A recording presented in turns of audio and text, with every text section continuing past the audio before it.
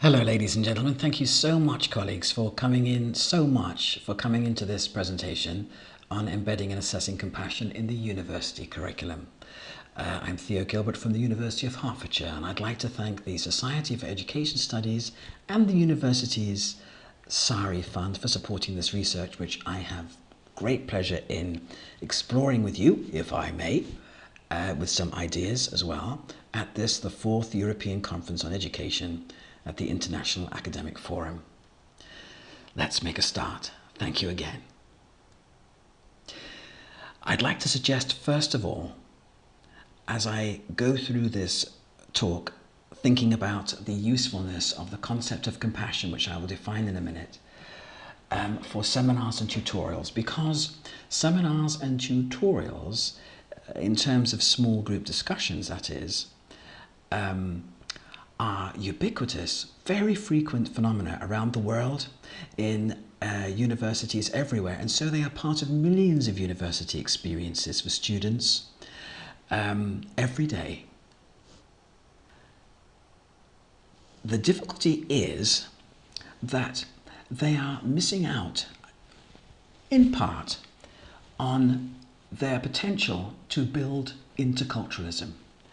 And interculturalism is not to be confused with multiculturalism.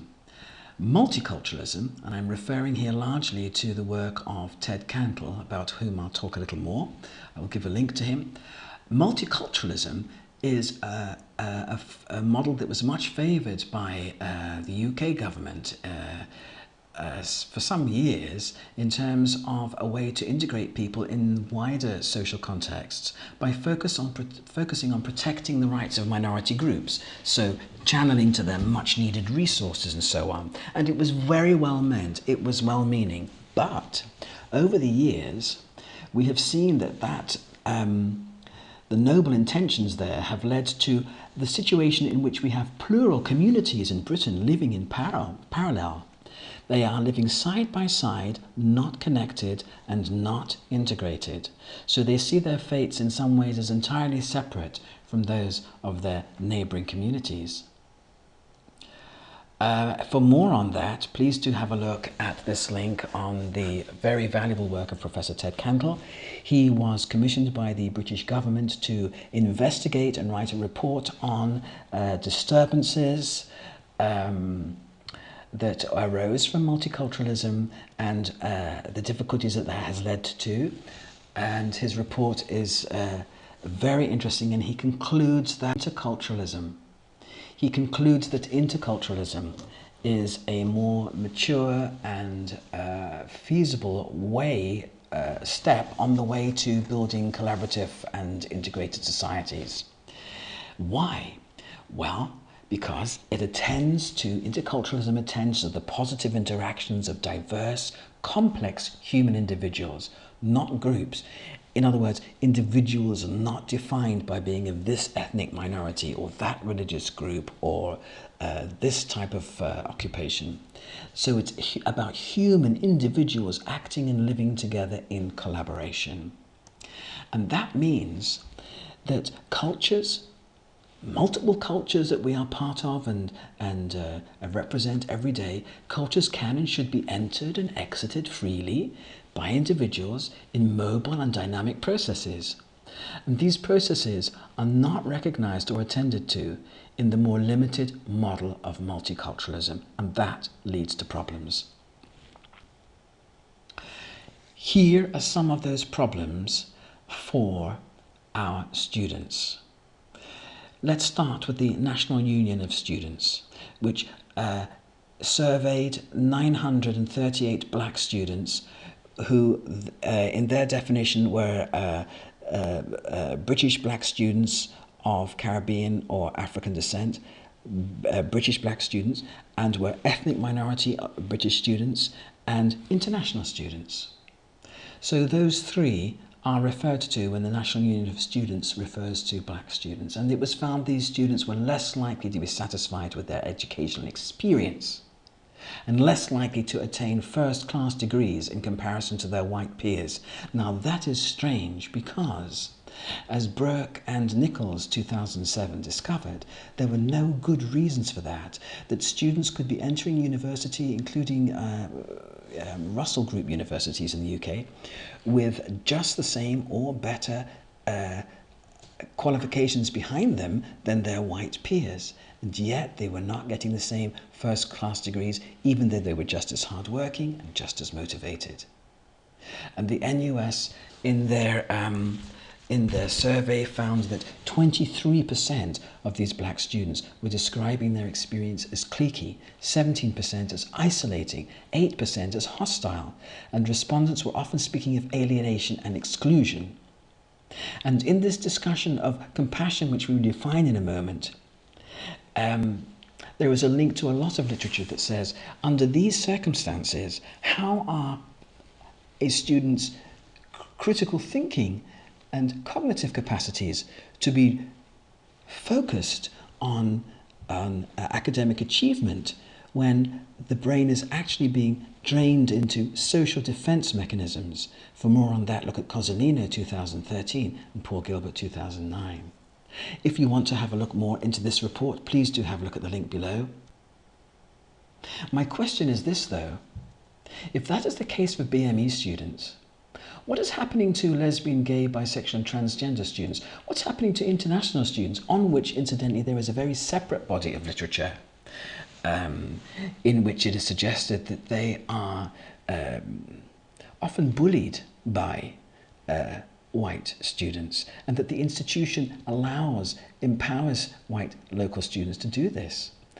For a very interesting article on that, look at Yvonne Turner, very, very interesting writer. What about disabled students? What about the neurodiverse? Sebastian Bow, for example, is working on compassion with neurodiverse students at the London School of Economics, doing excellent work. What about mature students and so on? There are separate bodies of literature on each of these categories. And that is valuable work. It's much needed. My worry, though, is that comparatively there is little focus on students' shared, similar, universal psychosocial experiences. These are shared psychosocial experiences that are universal across these different categories of students. There is not enough research on that, I would suggest. And the difficulty with that is that, in a way, this situation of separate bodies of literature that don't appear to be communicating too much with each other is a kind of divide and rule approach, not intended, of course, but which feeds the neoliberalism, which is closing its grip around the neck of higher education. And I suggest that if these bodies of literature could cross-fertilize a little more on the common social experiences that are lived by the students that they are writing and working with, that could be very, very useful. But we need a concept, and I suggest compassion is a concept. We need a concept which will pull these literatures together in the classroom and do something about them. If not, we are facing here in the UK rising numbers of stressed students seeking help of all those categories. All of those categories are made up of many stressed students. And this BBC link will access for you an interesting interview with a student, a white local student who has experienced this and is talking about it very, very articulately.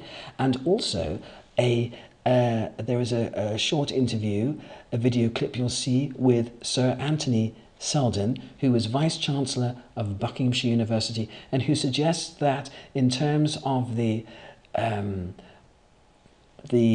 mental health of students who suffer so much stress of the type that has been seen in the NUS report, the universities are not meeting their obligations to students. Just to go back to that report by the NUS, please notice I have now added something at the bottom in purple. The isolating, the hostility, the alienation, the exclusion. Where does it come from? Well, as in purple, the NUS is suggesting it has spawned from inside the classroom, because they also ran qualitative interviews with many of these students too. It has come from feeling left out of discussions and debates. And that seems to me to be a pretty clear link to the very frequent occurrence, the phenomena of the seminar and tutorial, not quite the same as the lab report or the lab work or the lecture, is to help them identify what to look out for. But as you can see at 13, there may be other things. The second psychology is a commitment to do something to reduce or prevent that disadvantaging or distress. For a really good talk on compassion, how it works in the brain and how it can be understood, please do have a look at this very watchable lecture at Stanford University by Professor Paul Gilbert, and he starts his talk with a very good joke. Speed meeting is something that can be carried out in an initial seminar at the beginning of the module, so that one row of students faces another. They easily arrange the tables themselves in just a few moments, or the chairs, and one row of students, only one row, moves to the left or the right every 5 minutes, so that each pair is made of different partners, and it is much easier to socialize with inclusive eye contact with just one person. It turns out, when we observe seminar after seminar and ask students to do the same in their own seminars, that there are 3 types of eye contact to look out for. The first one is inclusive, so that when anybody speaks in a group, then they are looking at everyone, as though that group were one organism. The second one is excluding eye contact, not so helpful, when one person who often speaks a lot, monopolizes discussion, tends to fix eye contact on one other person, sometimes the tutor. That other person is a colluder in monopolizing behavior. What can students do about that?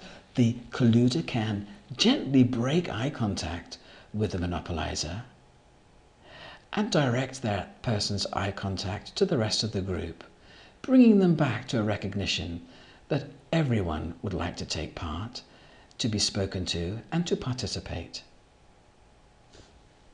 Avoidant eye contact is the most difficult type of eye contact to deal with, which does turn up in group discussions. And that is when a student will look at their hands or look at notes or doodle with a pencil rather than face direct eye contact with others. In our study, no Saudi Arabian women had difficulty with that. But it was 1 or 2 white local students who had difficulty with eye contact. And both talked in interviews about deeply stressful, traumatizing experiences in their previous history. And that negative data was and is very, very useful. But here, in the speed meeting, the importance of eye contact allows students to break away from their cliques and their groups and move into new social comfort zones with other students on a one-to-one basis, which is less threatening, as Page Gould et al. Have found in their study in California University. Speed meeting again has been used for speed meeting tables as a social event to which all students were invited at the University of Hertfordshire, and this ran every week to try to interculturalize students across nationalities, across schools, across levels, PhDs and undergraduates. Overall, we came up in our study after a thorough look at the research in anthropology, in neuroscience, in group psychotherapy, in clinical psychology, that is to say, theory in those disciplines that related to compassion, helped to guide the creation of this very simple pedagogical model for seminars. And it just has 3 simple parts. In the first part, the speed meeting, as we've just discussed.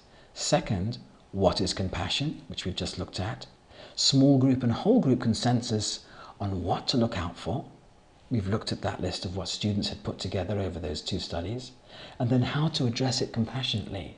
For example, by breaking eye contact with someone who was looking fixedly at you in a move to take over the discussion of the group as a monopolizer. The next part, we call it step 2, we could call it step 2, is that although set up in the first seminar, students are asked after that first seminar to bring each week a piece of their own individual independent reading related to the previous lecture. But it could be on anything that a tutor decides. And it means that at the next seminar, students will break into small groups and each student present their article, explain as much as they can about it, not to have to read it like a machine, but as much as they can of the research they have done, and then join, not lead. Not all students can be leaders, although in our liberal model of current HE, students are often told, you've all got to be leaders. Well, that's irrational for the 21st century. And leaders can be gatekeepers as well, which is not always a good thing for the spontaneity and the flow of ideas. So students join a discussion in their small group of their research. They don't need to lead it. And the tutor's role is simply to walk between the groups, facilitating students to support each other, for example, signaling to students when their eye contact is not supportive of others inclusive, looking over their shoulders to see what they have brought to the table to discuss. Is it something they've just Googled and is not particularly helpful or useful to their fellow students? Do they need help with their research skills? Could another student be asked to mentor them for next week? The last part is simply to film the very last seminar in the module. That can be done with a simple video camera, and film can then be sent to an external examiner along with the assessment criteria. And what it means is that students have had weeks to exercise the muscle of compassion, inviting other students to speak when they are quiet, keeping their own speaking concise and to the point when they speak, using non-verbal messages to encourage and thank people for their discussion and to invite them in. And so we've had a look at that. Those two, 1 and 2, we've been able to talk about that in practical terms. But there is a reference below which gives more of the theoretical background for addressing each of these 12 points, which our students in the University of Hertfordshire pointed out were troubling them. Looking at the criteria now, which will be used to examine students in their last seminar discussions, and where each student is assessed individually, as you would expect. They are assessed on 2 important components, and that is the quality of the research they have done, the preparation for it, perhaps notes they have taken, and then on critical perspectives. And this is critical perspectives, and critical thinking is poorly defined according to Yvonne Turner in the literature, and I think she's right. So I wonder what your understanding of critical thinking is. For the purpose of this marking criteria, in the University of Hertfordshire, participating tutors, 11 altogether, and students agreed that critical perspectives could mean identifying, rather like a mean mother-in-law or a mean father-in-law, identifying a flaw or a missing component or a variable that has not been considered and perhaps should have been in a methodology in a study or in an argument or in an experiment. It could be considering a what-if situation where a variable might be changed. It might be making connections, associations, links, comparisons and contrasts between the articles, within the articles that are being discussed, with the lecture or with other reading or with other modules, other courses that students have experienced. The point is that students are constantly asking questions, the kind of questions that they may want to ask the authors of the articles if those authors joined them at the table. So we put together this critical perspectives criteria, and we hope that that might be useful to you, or perhaps that you might wish to, if you were interested in this, to adapt it as you see fit. On the right-hand side, we see what looks like students who have performed poorly in both of those categories. But, as Cozzolino and Paul Gilbert point out, critical thinking requires no interference from anxiety. Otherwise, cognitive skills are tied up in attending to personal safeness and avoidance of threat. That is a very human a trait, which is very much the result of evolution. And that lecture at Stanford University by Paul Gilbert, the link to which I had given you earlier, explains this very clearly. And nowhere is this more the case than in task-focused group discussion. Anxiety cannot play a part in draining students' cognitive skills if they are to achieve optimum group thinking processes around the group. And these discussion groups are always teeming with very human psychosocial processes, seen and unseen. And that is why I would suggest that compassion needs to be built into seminar and tutorial pedagogy, including at assessment level, so that we can ensure that students are practicing it every week in observable, demonstrable ways for each other. In that case, they will most likely have a good chance of performing well in the three categories which were identified here through the literature and through the help of Krella, a research learning centre at Bedford University. Thank you so much to Dr. Katsuhara for looking into that with us. And the three categories are body language, particularly eye contact, not exclusively, language that is graded. It is in a standard language in English or standard Hindi so that other students can understand without colloquialisms, without slang, without idioms, at a reasonable speed. And it is plain, simple and ordinary, disagreeing or critiquing, questioning, enacting inclusivity skills, the language that is required even at PhD level, to be simple and straightforward so that thinking processes can be unfolded in accessible ways for everyone to hear and understand. The third part is group management strategies, eliciting, inviting, encouraging, acknowledging other speakers as they contribute to the discussion, accommodating reasonable hesitations and silences while less confident speakers are engaging the group's attention. White, native British students were saying that they could not get into silences because they were overwhelmed with anxiety at feeling less articulate than others, or they might say something wrong, or they might feel foolish. The very things which we are told are exclusive to international students according to the literature on the situation faced by international students. There is checking understanding of the group when speaking, intervening proactively and compassionately in the excluding behaviours of others, for example, monopolising. And then on the right-hand side, what we would see were students not performing well at these things at all. For example, at the top right-hand corner, body language is signalling little interest or engagement with what is being said by others. So in that case, you might see students who are jumping in to say something, clearly evidencing that they have not been listening to the speaker who just came before, because there is no connection between what they have said and what the last speaker has said. That's very disheartening for students sometimes, if they have just given their all. The format of this criteria can be, I've seen it in many different forms now, as it has been rolled out on degree programs in humanities and the business school and now in computer science.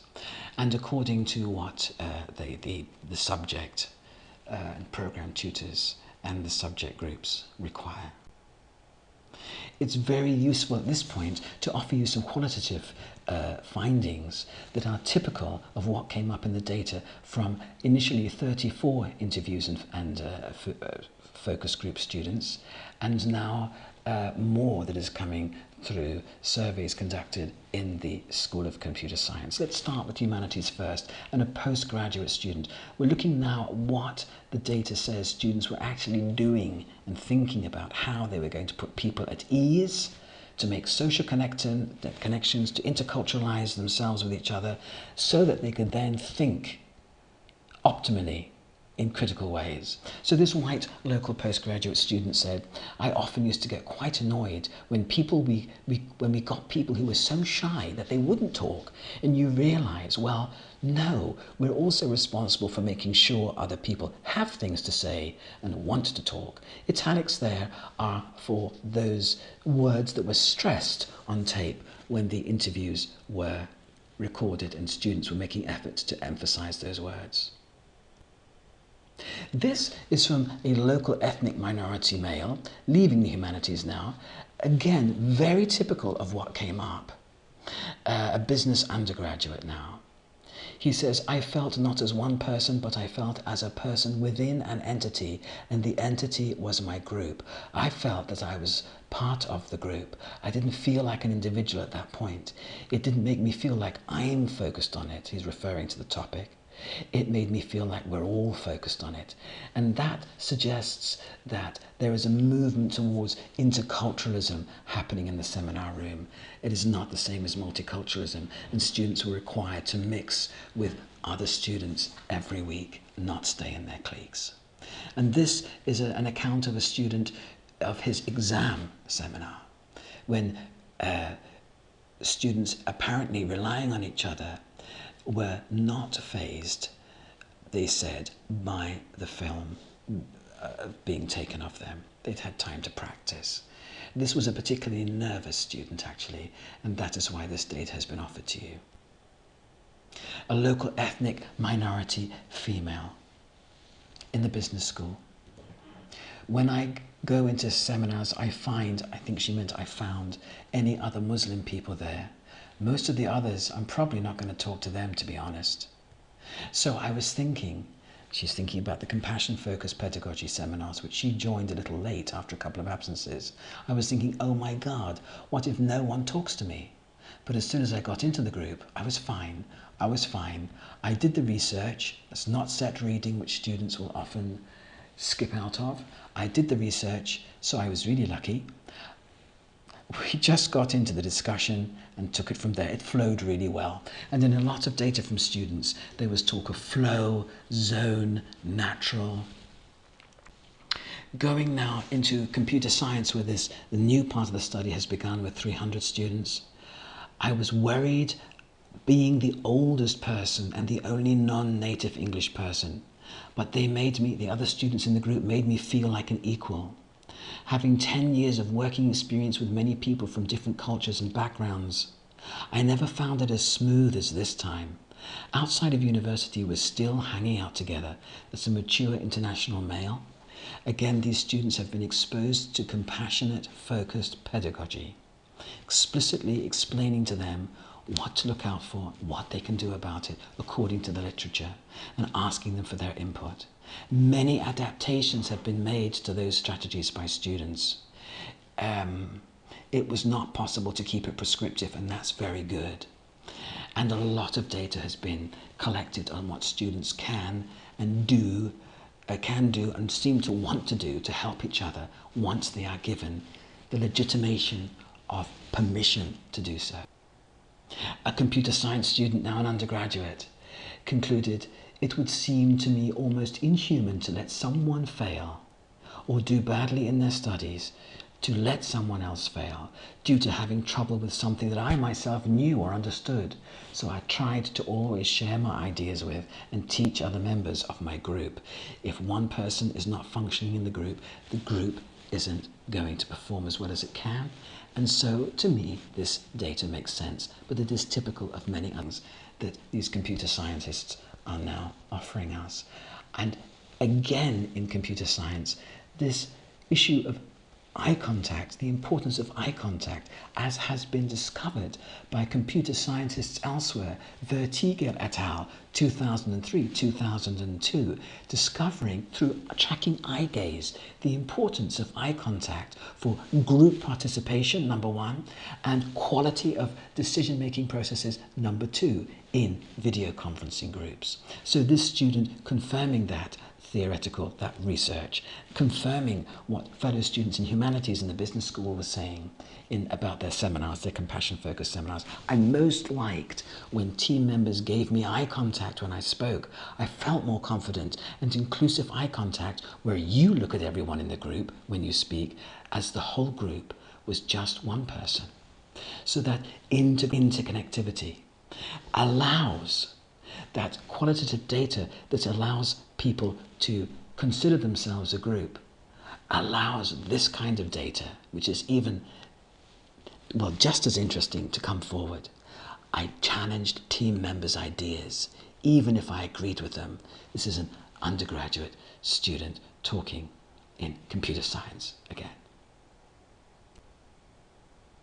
So just to remind ourselves, Cozzolino and Gilbert and others are clear that if people in groups feel or are made to feel socially at ease with each other, as these students seem to be doing when exposed to compassion as an explicit concept, their cognitive, their thinking processes are enhanced, become more resilient to challenge by not being drained into socially defensive behaviors that are required to manage a threat or risk, social threat or risk. And so we have tested this in our studies so far. In the UK, as we suggested before, the degree attainment gap between local white students and BME students is 18% nationally across the UK. And about that also at the host University of Hertfordshire, where we have a slightly higher than usual proportion of BME students, around, well, just over 50%, partly because of our proximity, our close proximity to London. It's just a train ride 20 minutes away. And Brook and Nichols, as I suggested before, have studied many possible contributing factors and found there is no good reason for that attainment gap. So we want to test whether there could be any impact on students' critical thinking in their seminar groups, in the exam, when they have to think and discuss on the hoof. It is impossible to rehearse discussions when you don't know what questions are going to come from other students in their state of high excitement in an exam, high arousal. And a number of students said they did rehearse when they were asked not to, but to no avail, because the discussion did not take the course they had planned. And that's why it's possible to exercise critical thinking for the seminar and the essay on the same module, where the seminar was using compassion pedagogy, and compare the critical thinking scores for each category of student. Sorry, but in this particular study, categories did have to be used. The local black students in their essays achieved mid to low 50s. But the international students and white students achieved rather more than that, as you can see. Admittedly, there are only 5 students in the international group. The problem is that you can't actually dictate what students are going to come onto, nor what you wish to, what kind of students are coming onto what module. And these international students included 2 who had been native speaking English in their households as their first language, and had been educated in English throughout their educations. So they were actually not quite our typical international students. When we plotted the scores, the mean scores, the percentages I should say, for the black students here on the bottom left, and then next to them on the right, local ethnic minority, next to them international on the bottom, and then local white. This is what came up on the graph, and we can see that 18% gap has maintained itself, unfortunately, in the essay, just for the critical thinking. And then we looked at critical thinking, just critical thinking in the seminar. I'm so sorry that this has slipped out of joint, this particular slide. But you can see that here, there is much less difference between the scores in critical thinking of the local black and local ethnic minority students, the international students and the local white students. When that is plotted, the line is much flatter.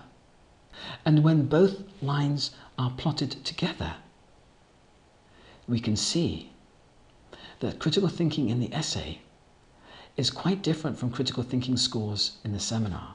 And one reason why they could be much better for the black and ethnic minority students in the seminar is because people became used to each other and familiar with each other.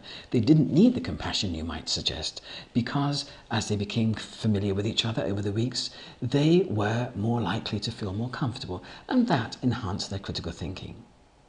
On the other hand, we have a lot of data which suggests, as in the case of one student, students were not becoming familiar with each other in other seminars over the weeks because they stayed in their groups or cliques.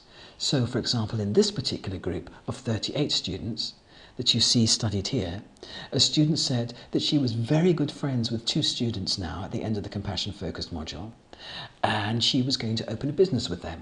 One was a white local student, male, and the other was an international student, female, from Malaysia. She herself was ethnic minority, but she pointed out that those 2 students had been in her seminars on other modules for 2 semesters, and she had never spoken to them. Similarly, a white, a local, mature student said that on another module, she was coming to the end of the module and she hardly knew anyone in that module. And so she had approached all of them towards the end of the module, having become familiar with the compassion-focused pedagogy, and introduced herself, shy though she was, to all of them. She wanted to change that situation. So the argument that people naturally become familiar with each other if they're put in a room together for a number of weeks doesn't hold water according to the study data that we collected. I should have said actually before I opened this slide that Mann-Whitney tests and Fisher tests were used as statistical tests on the data that's been plotted in the graph above for you to see. But to conclude, they showed that there was no statistical difference in critical thinking performance in the seminar across those 4 categories of students. There was no attainment gap in terms of that critical thinking as a key feature of academic achievement for the BME students. On this slide now then, the NUS report recommends that further education and higher education work harder to promote social cohesion and better integrate their student bodies. That's difficult though, if there is not a theoretical background to support how that can be done. If models that are currently in use are as problematic as they are, and those models are Belbin, Hofstadter, Tuckman. There is a lot to say about those in the literature, please look it up. It's very interesting, but they are problematic, and I would not wish to disservice them here by being too reductionist, but they do not address the issues that we have discussed here. And so the NUS report, to go on with that, also states that social inclusion and social cohesion could be achieved by increasing discussion and interactive work within the classroom. And that suggests, I hope you'll agree, a major role for the almost ubiquitous seminar and tutorial. My last point, if I may, is that there is very little time to waste for higher education to catch up with its sister disciplines in anthropology, neuroscience, group psychology, group psychotherapy, clinical psychology, all of those disciplines doing a lot of work on compassion now in terms of its role for building collaborative societies. And higher education needs to catch up as we see, for example, those difficulties of students that I've explored with you here, the rising stress levels, the NUS report, and here The Economist is reporting that fighters for Islamic State are sometimes graduates from British universities. I don't wish to suggest that it's only the UK that has a problem of divided student bodies, of students being almost set against each other in this neoliberalist, individualist, competitive frame. Far from it. If we look now at India, we see that Dalit students, low-caste students, are committing suicide in Indian universities with alarming numbers.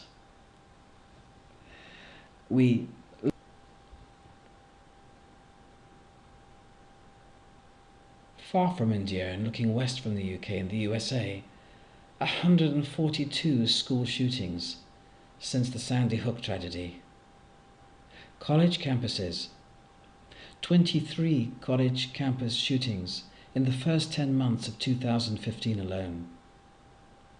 And I wonder what it would have felt like as a parent for me to have received from my son the text that was sent by a young student working in the library of a university in Florida. She sent this text to her father, and it arrived at 12:20 a.m. or thereabouts.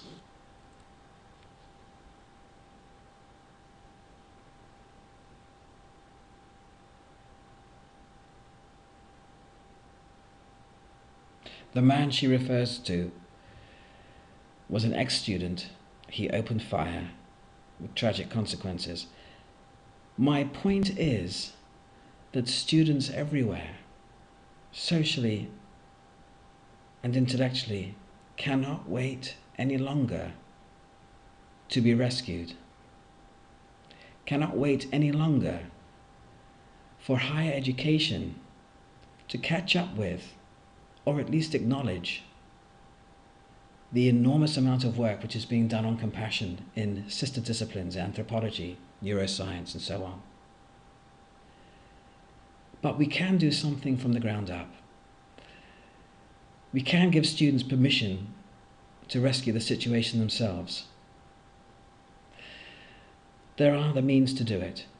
And to encourage any of my good friends or colleagues there amongst you who would like to do something like this or explore it further, and I would be delighted and thrilled to hear from any of you in that case, to encourage you, external examiners from 6 out of 6 other universities in the UK besides the University of Hertfordshire have approved this pedagogy that we have explored here, just as one example of a type of compassionate pedagogy which could be developed. I thank you so much for your time and your patience, and I wish you very well. Take care, and thank you.